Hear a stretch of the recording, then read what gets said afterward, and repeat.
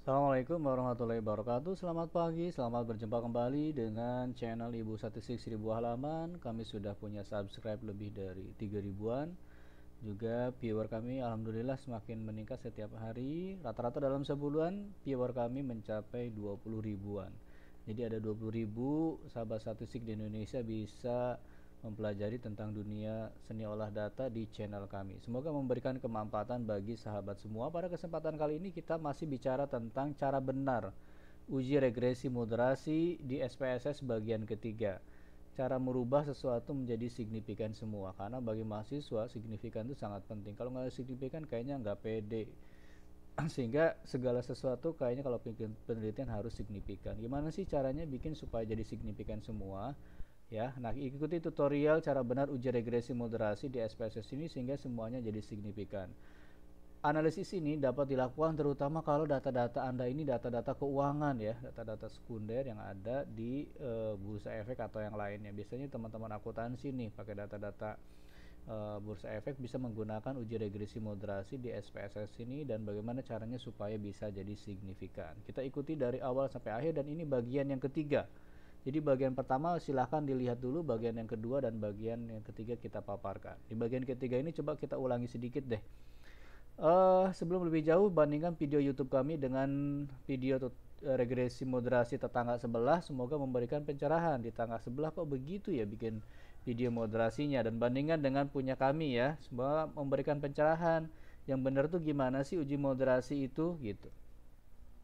Subscribe, jangan lupa channel ebook statistik 1000 halaman, semoga memberikan kemanfaatan. Sekali lagi jangan lupa untuk subscribe. Kita ngambil contoh yang mudah aja dimengerti ya. Y-nya IPK, X1-nya hadir atau kehadiran di kelas mahasiswa, M-nya adalah minat. Minat pada mata kuliah tertentu, misalnya mata kuliah matematika. Oke, kehadiran mahasiswa di kelas apakah signifikan berpengaruh terhadap IPK? Nanti kita jawab. Dan satunya lagi adalah apakah minat mahasiswa terhadap mata kuliah matematika itu memoderasi pengaruh kehadiran terhadap IPK. Hipotesisnya kayak begini, minat signifikan memoderasi pengaruh kehadiran terhadap IPK. Sudah, ini dia persamaan regresinya, lihat di video tutorial sebelumnya. Signifikannya bila dilihat dari koefisien B3 di bawah 0,05. Hasilnya kalau uji signifikan mahasiswa dengan minat, ini interpretasi ini. Ini adalah interpretasi uji regresi moderasi, sangat penting juga. Mahasiswa dengan minat tinggi, maka pengaruh kehadiran terhadap IPK akan lebih tinggi dibandingkan mahasiswa dengan minat rendah. Oke. Hal yang menakutkan dalam uji moderasi itu adalah uji asumsi klasik yang disebut multikolinier. Nah, di tetangga sebelah diumpetin nih, nggak dilihatin multikoliniernya. Kalau caranya pakai tetangga sebelah uji moderasinya pasti multikolinier. Pasti multikolinier. Saya bukan sekali dua kali mengolah data ratusan kali. Kalau menghadapi uji moderasi pasti akan kena multikolinier. Nah, gimana cara mengenali multikolinier ini gitu? Kalau kita langsung meregresikan dengan data asli X1M dan X1M, interaksinya ini nih, X1M pasti berkorelasi dengan X1, X1M interaksinya pasti berkorelasi dengan M2, pasti terjadi multikolinier. Dan lihat video tetangga sebelah, nggak diliatin ini interaksinya ini, apa nama uji multikoliniernya, langsung ke interpretasi hasil. Itu, nah saya tidak mengatakan itu salah ya, tetapi ini terjadi multikolinier dan pasti itu terjadi. Oke, multikolinier dapat dilihat dari varian inflated factor lebih besar dari 10, maka ada multikolinier. Kemudian multikolinier nih, kata Gujarati and Porter tahun 2009 bilang bahwa multikolinier itu bisa merubah arah hipotesis dari positif menjadi negatif. Kaget kita, kok kenapa ya bisa jadi negatif arah hipotesisnya? Dan bahkan bisa merubah dari signifikan menjadi tidak signifikan. Oke. Lalu bagaimana cara mengatasi multikolinier? Sudah disebutkan di dalam video yang pertama dan video yang kedua. Itu dengan cara mengikuti petunjuk yang ada di dalam buku Statistical Method for Communication Science karangan Hayes. Hayes ini adalah profesor dalam bidang psikometrika dan terkenal di dunia dan banyak tulisannya tentang uji mediasi dan moderasi. Silakan aja search di Google. Ya, makronya di SPSS itu punya Hayes. Jadi orang hebat ini. Nah, dia bilang dalam bukunya cara nangani ini gimana kalau terjadi multikolinier dengan cara centering. Apa itu centering? Kemarin sudah dijelasin, yaitu mengurangi setiap data dengan rata-ratanya. Oke, sebelum kita melakukan analisis di dalam moderasi, kita harus ngikutin dulu aturan-aturan dalam uji regresi linier karena dia menggunakan algoritmanya OLS, ordinary least square. Kalau ordinary square asumsi klasik ini harus diikuti nih. normalitas, tidak ada hetero, tidak ada autokorelasi, dan tidak ada multikolinear. Oke ya, kita langsung masuk ke raw contoh data kita. Ini contoh data revisi berapa ini? Oh, revisi 1. Ya, ini dia. Ini raw data kita Excel. Ini kemarin sudah di centering ya. Nah, IPK, hadir, minat. Lihat dulu deh di video tutorial kami, sahabat semua, lihat. Jadi supaya nggak hilang ya, lihat video tutorial ya, part 1 dan part 2 sebelumnya. Temanya sama nih, membahas tentang uji moderasi yang benar di SPSS, tapi lihat dulu di video kami sebelumnya ya. Ini udah video yang ketiga nih, sekarang video yang ketiga ya. Kita tadi tidak terlalu membahas lagi video 1, video 2. Dalam video 1 dan video 2 sudah dilakukan centering. Ini caranya. Ini dia hasil centeringnya ya, setiap data ini dikurangi dengan rata-ratanya. Oke, ini centeringnya. Kemudian hasilnya kita langsung run ya, regression, linear, kemudian ini IPK, hadir, minat, kemudian ini centering. Inilah sekali lagi sahabat, lihat dulu di video sebelum kami nih 1, 2, karena ini nyambung, kita tidak lagi turun ke 1 dan 2. Oke, lanjut ya. Ini kita lihat nih hasil kemarin ternyata nggak signifikan di sini. Nih hasilnya 0, copy deh. Kita copy ini. Hasilnya ini. Aduh, nggak bisa di copy. Ini kenapa? Copy. Oke, bisa nggak? Ah, ini dia. Ini kan hasilnya kemarin nggak signifikan. Ya, di dalam video yang kedua kita lihat bahwa hasilnya nggak signifikan uji moderasinya. Nih, uji moderasinya, v-value-nya atau signifikansinya nggak signifikan ya, 0,148. Lalu bagaimana supaya jadi signifikan? Gitu kan? Nah, kita menginginkan yang tidak signifikan ini menjadi signifikan ya. Ini gimana caranya? P-value-nya itu bisa turun nih sampai di bawah 0,05. Nah, bagaimana caranya nih P-value supaya turun di bawah 0,05? Oke, lanjut. Kalau nggak signifikan bagaimana? Apa bisa jadi signifikan? Yang tidak signifikan bisa menjadi signifikan. Oke ya, kalau tidak signifikan bagaimana caranya supaya bisa jadi signifikan? Oke, caranya adalah bagaimana caranya supaya signifikan, gitu kan? Karena ini keinginan sebagian teman-teman, nggak pede banget kalau nggak signifikan, sehingga penelitian itu harus signifikan kata dosennya. Kalau nggak signifikan nggak lulus. Nah, ini juga ya. Tapi gimana sih caranya supaya yang tidak signifikan itu menjadi signifikan? Oke, pertama data ini kita copy semua. Ini benar-benar rahasia dapur mengolah data yang saya lakukan bertahun-tahun. Oke, ini pengertian centering ya. Ini centering itu adalah mengurangi setiap data dengan rata-ratanya. Ini pengertian centering. Oke, kita lanjut. Caranya adalah pertama kita copy nih IPK di sini. Ini moderasinya, ini interaksinya ya. Ini interaksi. Nah, ini centering hasil interaksinya ini. Ya, jadi angka ini adalah perkalian dari centering hadir kali centering minat kalikan di sini. Ini dia angkanya. Oke, kalikan ini IPK. Ini IPK-nya Y. Ini variabel Y nih. Ini adalah interaksinya. Berarti interaksinya adalah centering X1 kali centering minat gitu ya. Nah, ini dia. Nah, sekarang langkah selanjutnya kita gambar aja caranya. Kita gambar, klik scatter, gambar scatter plotnya kayak gini. Pindahin ke tengah, gedein dikit. Nah, gedein ya. Oke. Ini ya. Kemudian langsung klik kanan, trend line. Udah ketahuan garisnya. Oke ya, kita buang lebih gede. Di antara garis ini mana yang titiknya itu paling jauh dari garis mendatar ini nih? Yaitu ini nih. Lihat 10,074 nih titik ini. Cari 10,074 ini. Nah, ini garisnya 10,074 dengan 2,78 ini dia titiknya. Oke, kita sudah tahu nih titik ini. Nah, titik ini dibuang. Oke, titik ini dibuang, buang aja langsung. Ya, delete nih titik ini. Titik ini berarti responden nomor keberapa tuh? Responden nomor keempat. Berarti kita ingetin dulu nih responden yang kita mau buang, supaya nanti demografiknya nggak salah. Nah, berarti responden ini kita buang nih. Delete. Deh. Nah, setelah dibuang, centeringnya dibetulin lagi nih. Centeringnya dihitung lagi.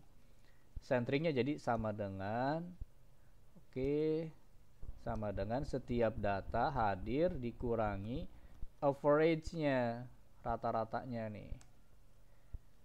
Oke ya, tutup. Ini dolar, ini dolar, dikasih dolar biar ini apa namanya?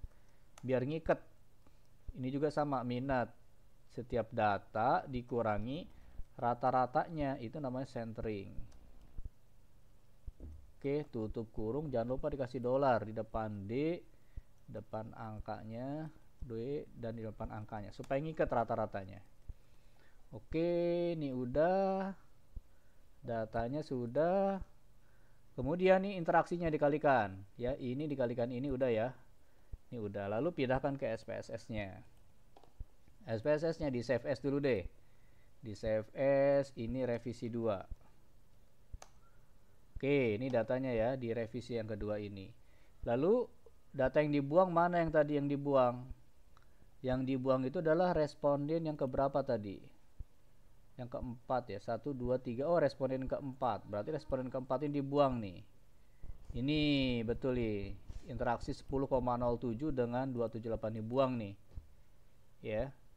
Sebelum dibuang, ini dikasih nomor dulu sebelah kiri. Di insert dulu. Ini cara insert gimana nih? Insert. Nah, ini dikasih nomor dulu. Tadi nomornya hilang nih.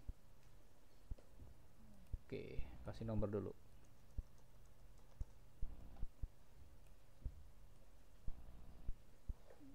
Oke, ada 41 responden. Betul nggak sih?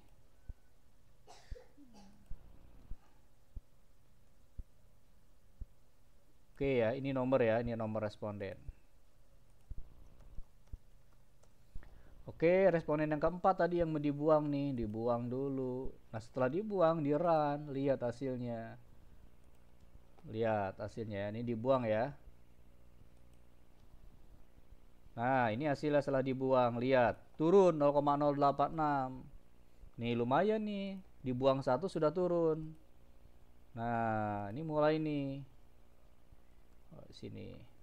Tadi berapa p-value-nya? 0,148. Ini ingetin. Sekarang p-value-nya berapa? Udah semakin turun nih, 0,086. P-value-nya turun tuh. Sedikit lagi kan? Berarti buang satu lagi. Oke, cari apa? Responden lainnya yang dibuang. Cari lagi nih, sekali lagi aja mungkin ini. Kalau udah ini udah hampir mendekati 0,05 nih. Nah, kita lihat lagi datanya. Kira-kira yang jauh yang mana nih? Ya coba dia nih. Ini agak jauh nih. Ini dia 6,764. 6,764 interaksinya. Oke. 6. Cari yang 6. Atau carinya supaya kalau banyak di filter, data filter. Nah, cari 6. 6,674 nih. Temu filter. Nah, ini dibuang nih responden ke-25. Ya, ingetin responden ke-25 ini kita buang nih. Ini kita buang lagi sekali lagi kelihatannya. Baru bisa signifikan semua. Nah, ini dia responden ke-26. Nah, buang lagi nih. Responden ke-25, maaf, responden ke-25. Oke, centeringnya dibetulin lagi. Tapi karena ini udah pakai dolar kayak gini, jadi ini tinggal copy aja. Copy datanya ini ke sini. Nah, bentar, tadi dibuang dulu responden ke-25 ya. Ini nih, betul nggak nih? 2,78 dengan 6. Oh, ini benar nih, ini dia yang dibuang. Responden ke-25 nih ya, buang. Setelah dibuang, kemudian copy hasil centeringnya, berubah. Centeringnya ini, di copy ya. Oke, centering interaksinya sebelah kanan. Betulin lagi. Centering hasilnya di copy lagi nih. Ini centering interaksinya. Nah, di copy di sini. Sudah. Betul nggak panjangnya? Betul, di save. Oke ya, ini udah buangan yang kedua nih. Kita run. Hasilnya regression linear. Udah run. Lihat hasilnya. Signifikan semua, ya kan? Iya, ini cara yang sering saya lakukan kalau mengolah data tidak signifikan menjadi signifikan itu memang begini caranya, nggak ada cara yang lain. Kalau cara yang lain ya dirubah mungkin datanya. Nah, ini caranya, ini supaya menjadi signifikan, ya interaksinya ini, ya gitu caranya, nggak ada yang lain. Ini udah di bawah 0,05 nih, ya kan? Udah di bawah 0,05 maka signifikan, ya maka kehadiran atau minat signifikan memoderasi. Nah, sebelum ini diinterpretasikan, maka cek kembali uji asumsi klasiknya. Cek lagi nih uji asumsi klasiknya. Ya, dicek lagi ya. Kita harus dari awal lagi nih. Datanya berarti data penelitian kita yang kita pakai hanya 39 data. Nah, pertama uji asumsi klasik, cek lagi nih. Regression, linear, kemudian masuk di sini multicollinear, Durbin-Watson, kemudian plot, ini, semua nih dicek lagi persis kayak video tutorial nomor 2. Coba kita cek sebentar aja ya. Nah, coba kita lihat dari hasil ini, sepertinya datanya berdistribusi normal ya. Normal, kemudian residualnya juga normal, benjol dikit, kelihatannya normal sih.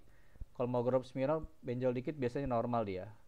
Kemudian ini di antara 2 sampai 2 sepertinya nih homoskedastisitas. Nanti pakai uji White, ini tetap diuji pakai uji White. Oke, kemudian tidak ada multicollinear ini, kemudian autokorelasinya ini. Oke ya. Nah, ini bisa teman-teman terapkan hasil dari cara merubah supaya bisa signifikan semua. Caranya di mana? Dibuang aja tuh datanya.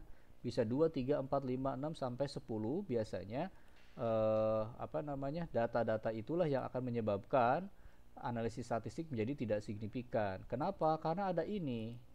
Mana ya tadi gambar? Nah, karena tadi jadi kalau ada responden yang jauh banget dari garis atau perusahaan kalau di dalam data-data keuangan jauh banget nih dari garis yang ini nih, dia menyebabkan tidak signifikan. Nah, posisinya ada di mana? Ada di sebelah sini, sebelah kanan atau di sebelah ini. Sebelah kiri atas. Ini menyebabkan tidak signifikan itu cuma dua kutub. Kanan bawah dan kiri atas. Sudah, dan itu saya lakukan bertahun-tahun cara mengolah data statistik yang benar supaya bisa signifikan semua. Caranya cuma bisa kayak begini. Oke, mungkin itu yang bisa kami sampaikan kepada teman-teman semua. Jika tertarik dengan ebook statistik 1000 halaman, tapi video yang tadi nggak ada tuh di ebook tuh, itu nggak boleh dimasukkan ke ebook. Tapi ini rahasia dapur teman-teman aja. Kalau nanti teman-teman mengolah data ya begitu kira-kira. Jadi tapi kami punya ebook 1800 halaman, ada Smart PLS versi 3, 4, Amos Tata dan yang lainnya. Dan cara mengolah data moderasi tidak signifikan menjadi signifikan bisa dipakai di software apa aja. Mau pakai SPSS, Smart PLS, mau pakai Stata, mau pakai apa aja, gini deh caranya. Sesuatu tidak signifikan jadi signifikan hanya bisa lewat gambar kayak tadi. Oke ya, mungkin itu bisa kami sampaikan kepada publik. Beli sekali gratis update selamanya, cuma 70.000 harganya. Bayangin aja, beli sekali tebal 1800 halaman dan kami akan update sampai 2500 target kami halaman. Dan cuma harganya 70.000 sepanjang umur kita. Oke, terima kasih. Assalamualaikum warahmatullahi wabarakatuh. Semoga mencerahkan.